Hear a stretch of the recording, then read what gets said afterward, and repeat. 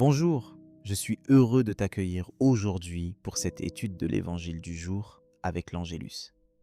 Merci de prendre ce temps, en ce cœur de journée, pour laisser la parole de Dieu pénétrer ton quotidien. Aujourd'hui, le thème qui nous rassemble est celui de la fidélité dans les relations et dans la vie de tous les jours, notamment dans notre manière de tisser des liens, d'être transparent, d'aimer et de servir, même dans les petites choses. C'est un sujet qui nous concerne tous, car chacun de nous désire être entouré de personnes fiables, et chacun de nous aspire aussi à être une personne digne de confiance, fidèle dans l'amitié, dans la famille, sur le lieu de travail ou dans la communauté. Alors, comment cultiver cette fidélité authentique, qui ne dépend pas seulement des circonstances ou des regards, mais qui prend racine en Dieu? L'Évangile du jour nous invite à réfléchir profondément à la place de la fidélité et de la confiance dans nos vies et tout particulièrement dans nos relations humaines. Il met en lumière la beauté d'une communauté soudée d'hommes et de femmes qui prennent soin les uns des autres, qui se saluent, qui se soutiennent, qui risquent même leur vie pour leurs frères ou leurs sœurs. En même temps, Jésus nous met en garde contre la tentation de la superficialité, du double jeu, de l'amour de l'argent ou de la recherche de reconnaissance aux yeux des autres. Il nous rappelle que Dieu, lui, voit le cœur et que ce qui compte vraiment, c'est d'être vrai devant lui. Avant d'aller plus loin, écoutons ensemble l'évangile du jour. Je lis dans Luc chapitre 16, versets 9 à 15. En ce temps-là, Jésus disait à ses disciples, « Moi, je vous le dis, faites-vous des amis avec l'argent malhonnête, afin que, le jour où il ne sera plus là, ses amis vous accueillent dans les demeures éternelles. Celui qui est digne de confiance dans la moindre chose est digne de confiance aussi dans une grande. Celui qui est malhonnête dans la moindre chose est malhonnête aussi dans une grande. Si vous n'avez pas été digne de confiance pour l'argent malhonnête, qui vous confiera le bien véritable?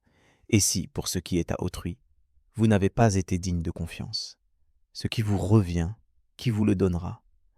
Aucun domestique ne peut servir deux maîtres. Ou bien il haïra l'un et aimera l'autre, ou bien il s'attachera à l'un et méprisera l'autre. Vous ne pouvez pas servir à la fois Dieu et l'argent. Quand ils entendaient tout cela, les pharisiens, eux qui aimaient l'argent, tournaient Jésus en dérision. Il leur dit alors, « Vous êtes de ceux qui se font passer pour justes aux yeux des gens, mais Dieu connaît vos cœurs. En effet, ce qui est prestigieux pour les gens est une chose abominable aux yeux de Dieu. » Replaçons ce passage dans la vie de Jésus. Il se trouve en chemin avec ses disciples, entouré de foules, mais aussi de personnes hostiles, qui cherchent à le piéger ou à le tourner en dérision.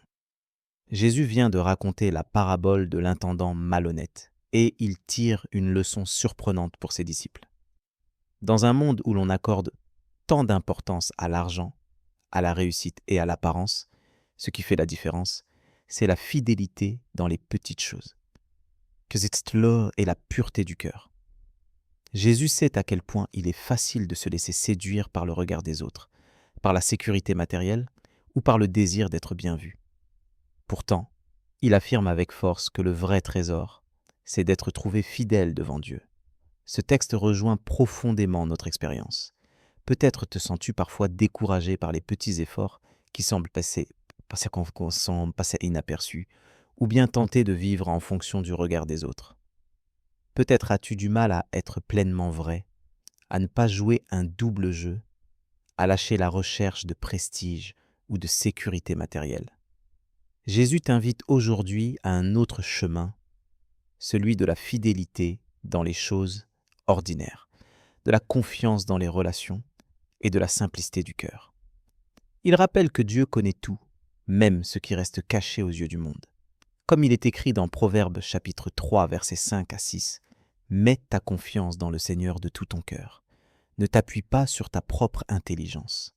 Dans toutes tes voies, reconnais-le.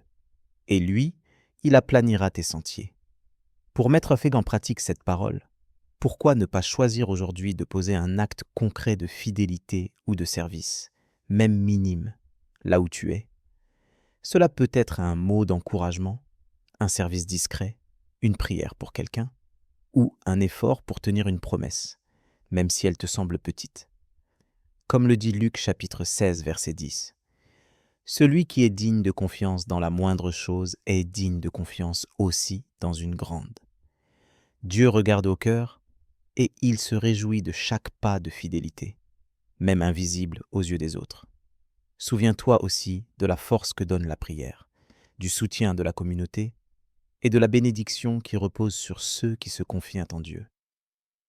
Le psaume du jour, psaume 144, versets 2 à 3, nous rappelle: Chaque jour je te bénirai, je louerai ton nom toujours et à jamais.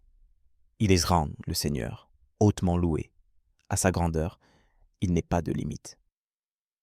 La louange, la reconnaissance et la gratitude nous aident à garder un cœur droit, à ne pas nous laisser absorber par les faux trésors, mais à rester centrés sur l'essentiel. À présent, prenons le temps de prier ensemble pour demander à Dieu cette fidélité que lui seul peut faire grandir en nous. Seigneur notre Dieu, tu connais nos cœurs bien mieux que nous-mêmes. Tu sais combien il est facile de chercher à plaire aux autres, de courir après la reconnaissance ou de nous attacher à ce qui ne dure pas. Tu nous appelles aujourd'hui à la fidélité dans les petites choses, à cette constance invisible qui réjouit ton cœur. Apprends-nous à préférer l'authenticité à toute forme de façade. Donne-nous le courage de servir humblement, même quand personne ne regarde ou ne remercie. Aide-nous à être des amis fidèles, des frères et sœurs de confiance, des témoins sincères de ton amour, là où tu nous as placés. Transforme notre manière de voir, que nous sachions reconnaître la valeur des gestes cachés, des élans de service, des sacrifices silencieux. Fais-nous vivre, Seigneur, pour toi seul. Que ton esprit nous éclaire chaque jour, afin que nous n'ayons pas peur de choisir la vérité et la justice, même si cela nous coûte. Délivre-nous de la tentation de servir deux maîtres, et rends-nous capables de nous attacher à toi, de tout notre cœur, sans partage. Mets en nous un cœur simple, vrai, tourné vers toi et vers les autres, dans la joie du don. Apprends-nous à aimer comme tu aimes. Seigneur, nous te remettons nos relations, nos familles, notre travail, nos communautés. Viens purifier ce qui doit l'être, restaure ce qui est brisé, fortifie ce qui est fragile. Aide-nous à être des artisans d'unité, à bénir ceux que tu mets sur notre route, à encourager sans compter. Donne-nous d'honorer ceux qui se donnent avec humilité, à l'image de Prisca, Aquilas, Marie et tant d'autres. Merci parce que tu ne méprises jamais un cœur qui s'abandonne à toi. Merci parce que tu soutiens notre faiblesse et que tu fais grandir en nous la fidélité. Que toute la gloire te revienne, toi qui es le seul sage. Fais de nous, chaque jour, des témoins de ta grâce et de ta vérité.